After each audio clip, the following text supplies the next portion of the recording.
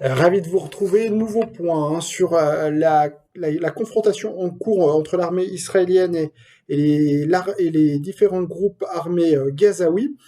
Alors, dimanche, dans une dernière vidéo, on parlait d'un risque d'internationalisation du conflit, avec la possibilité d'ouverture d'un nouveau front. Or, désormais, pour la troisième fois, des tirs de roquettes ont été tirés du Liban vers le territoire israélien. Et contrairement aux deux fois précédentes, cette fois-ci, on parle de roquettes beaucoup plus élaborées qui ont été tirées. Elles n'ont pas explosé sur le territoire libanais, mais bien en territoire israélien, pour au moins l'une d'entre elles. Les trois autres ayant atterri, non, les deux autres ayant atterri en mer et l'une ayant été interceptée. Donc on voit qu'il y a très clairement une escalade sur le front, du côté du front libanais. Alors comment l'expliquer, pourquoi y a-t-il désormais une appétence, peut-être une envie désormais du Hezbollah et d'autres groupes armés au Liban d'en découdre avec l'armée israélienne plus de 15 ans après les dernières hostilités entre le Hezbollah et l'armée israélienne qui remonte à août 2006. Depuis août 2006, il y a eu certes quelques escarmouches, mais et on peut pas parler de confrontation. Alors qu'est-ce qui pousse désormais à cette confrontation 15 ans plus tard? Eh ben, il y a des éléments qui poussent en effet à une confrontation et qui sont peut-être un élément propice à une entrée du Hezbollah. Alors premièrement, on peut commencer déjà par parler de la question iranienne, de la question du nucléaire iranien. Des négociations sont en cours actuellement à Vienne pour trouver donc un accord. Et le fait que les États-Unis rejoignent de nouveau l'accord sur le nucléaire iranien qu'ils ont quitté en mai 2018. Et en échange, évidemment, la République islamique d'Iran attend une levée des sanctions. Or, contrairement à ce qu'on avait peut-être pu imaginer, pour l'instant, les États-Unis n'ont toujours pas signé d'accord avec et n'ont pas, pour l'instant, exprimé leur souhait de rejoindre immédiatement cet accord. Donc, pour l'instant, aucun accord n'est en vue. Alors, certes, les négociateurs essaient de montrer un certain optimisme, à commencer par le négociateur iranien, mais s'agit-il plus d'un optimisme de façade que d'un optimisme réel du fait que la date butoir pour un accord est le 21 mai. Comme je vous l'avais dit déjà plusieurs fois au cours des vidéos, l'Iran veut trouver un accord avant la tenue des élections présidentielles prévues le dimanche 18 juin. Alors, pour l'Iran, il s'agit très clairement d'une volonté d'en finir, d'en finir avec les sanctions, ou d'en finir en tout cas partiellement avec les sanctions, parce que du côté du iranien, on est bien conscient qu'il n'y aura sans doute pas une levée totale de toutes les sanctions, mais au moins on espère la levée des sanctions liées à la question du nucléaire iranien. Mais si même ces sanctions ne sont pas levées, alors là, très clairement, l'Iran pourrait donc déclencher se sentirait, disons, libre de pouvoir mener des activités hostiles, disons, aux États-Unis et aussi envers Israël. Alors peut-être si vous voulez, cette action du Hezbollah peut-être peut s'inscrire dans une volonté justement de faire pression sur les négociateurs européens et états-uniens pour une levée des sanctions. Donc ça, c'est la première raison qui pourrait pousser le Hezbollah à intervenir. La deuxième raison, c'est la question de Jérusalem. C'est une thématique centrale dans l'idéologie du Hezbollah.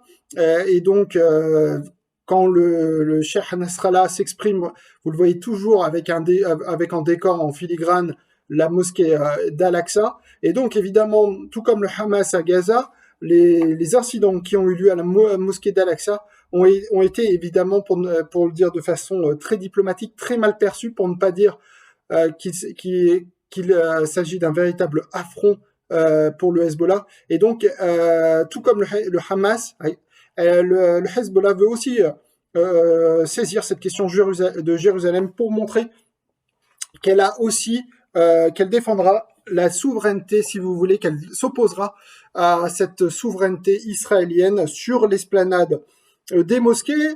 Donc voilà une deuxième raison. Et puis la troisième raison, elle est peut-être relève plus d'une tactique militaire, voyant que l'armée israélienne est déjà enlisée à Gaza, qu'elle est enlisée également en Cisjordanie, avec, je rappelle hier, une journée de grève générale en Cisjordanie, mais également en Israël au sein de la minorité palestinienne en Israël. Pour la première fois depuis 1936, une grève générale a donc uni Palestiniens vivant dans les territoires palestiniens et en Israël. Et on a eu des très violents affrontements hier, une très violente répression de la part de l'armée israélienne vis-à-vis des manifestants, qui ont coûté la vie à 4 personnes. Et donc, sans parler également des incidents qui ont lieu en Israël, des émeutes qui ont lieu au sein du territoire israélien, le Hezbollah comprend que peut-être tout cet enlisement israélien sur les autres fronts peut être une occasion d'intervenir. Mais également, il y a peut-être une quatrième raison aussi qu'on devrait évoquer, c'est la question du gaz en mer Méditerranée. Le Liban, pays en totale faillite, un pays qui, comme on l'avait dit dans la vidéo précédente, même plus capable de fournir de l'électricité à sa population, puisque le groupe turc, qui fournissait 25% de l'électricité au Liban, a arrêté de fournir l'électricité. Donc le Liban est en rupture quasiment d'électricité. Et malgré que, en fait, au large des côtes libanaises, il y a des puits pétroliers que le Liban conteste à Israël. Alors, il y a eu des négociations récemment entre le Liban et les représentants israéliens à la frontière, pas plus tard qu'il y a 2 semaines. Ces négociations n'ont donné aucun résultat à l'heure où on parle. Et donc, peut-être, justement, le Liban pourrait recourir à la guerre contre Israël pour faire valoir ses droits à exploiter ses réserves naturelles, et que désormais, donc voilà peut-être encore un quatrième motif, si vous voulez, valable pour le Hezbollah et pour les autres factions pour intervenir dans le conflit israélien. Alors, il faudra voir dans les prochaines heures si cela véritablement on peut parler d'un nouveau conflit entre Israël et le Hezbollah. Mais tout de même, ce qu'il faut savoir à cette heure-ci, c'est que l'armée israélienne a riposté à ces 4 tirs de roquettes en bombardant le territoire libanais. Et donc, on peut craindre que désormais, il y ait des représailles et des contre-représailles de part et d'autre, et qu'un conflit semble s'acheminer tout droit vers une confrontation entre ces 2 parties. En ce qui concerne entre l'affrontement entre Israël et les groupes armés gazaouis, les bombardements israéliens sont absolument intenses sur le territoire gazaoui, beaucoup plus qu'en 2014. En à peine 10 jours de conflit, Israël a peut-être plus bombardé que ce qu'elle avait fait en 50 jours la fois précédente. Pour l'instant, le bilan est de 227 morts. On parle de 160 combattants tués, mais le reste des morts sont des civils. Notamment, il y a eu une terrible frappe contre une habitation dans un quartier de Gaza dimanche, causant la mort de 42 personnes, avec de nombreuses personnes ensevelies sous les décombres. Hier, dans la soirée, Israël avait mis en garde contre des bombardements d'un niveau, d'une intensité inégalée, ce sont les termes qu'elle a utilisés, et surtout dans des zones dont elle n'avait encore jamais bombardé. Et donc elle a encore bombardé très fortement hier la bande de Gaza, à tel point qu'aujourd'hui les infrastructures sont totalement en lambeaux à Gaza. Il n'y a quasiment plus d'électricité à Gaza, seulement peut-être à l'heure où on parle 2 ou 3 heures d'électricité au grand maximum, et surtout l'aide humanitaire n'arrive pas à entrer à Gaza. Vous savez que la bande de Gaza dépend de l'aide internationale, et donc cette aide humanitaire fournie par les Nations Unies transite par le territoire israélien, et donc depuis le début des hostilités le 10 mai dernier, Israël empêche en fait l'accès de l'aide humanitaire. Alors or hier, l'Israël semblait peut-être prête à laisser entrer un camion. Or, d'après ce qu'on sait, les camions qui stationnent à la frontière entre Israël et la bande de Gaza ne sont pas entrés, donc n'ont pas livré l'essence qui se trouvait à bord et les vivres humanitaires. Or, il faut savoir qu'il n'y a quasiment plus d'essence au sein de la bande de Gaza. Or, cela veut dire très clairement qu'il n'y a plus d'essence, qu'on ne peut plus retraiter l'eau, que les gens n'ont plus d'électricité, que les hôpitaux vont devoir fonctionner sous générateur. Donc c'est une véritable catastrophe humanitaire qui est en cours à Gaza. Et d'ailleurs, les Nations Unies appellent ce soir à l'ouverture d'un deuxième point de passage, outre celui d'Abou Salem, pour justement accélérer la livraison de l'aide humanitaire Mais à l'heure où on parle, Israël, le gouvernement israélien semble sourd à ces appels pour éviter une catastrophe humanitaire. Il faudra voir dans les heures qui viennent si Israël résiste à ces pressions qui deviennent de plus en plus fortes du fait que les images vont devenir de plus en plus difficiles à supporter pour la communauté internationale, des images peut-être d'un début de famine, et donc il faudra voir quels seront les effets de ces images sur l'opinion publique internationale. À l'heure où on parle également, le Premier ministre Netanyahou ne semble pas décidé à concéder un cessez-le-feu.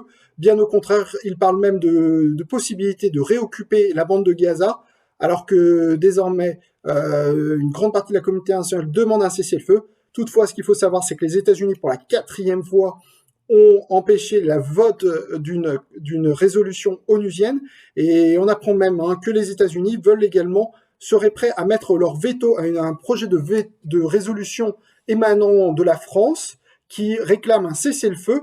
Et donc les États-Unis, de façon très surprenante, seraient prêts à mettre leur veto et donc à causer un affront à la diplomatie française, mais également l'attitude d'obstruction des États-Unis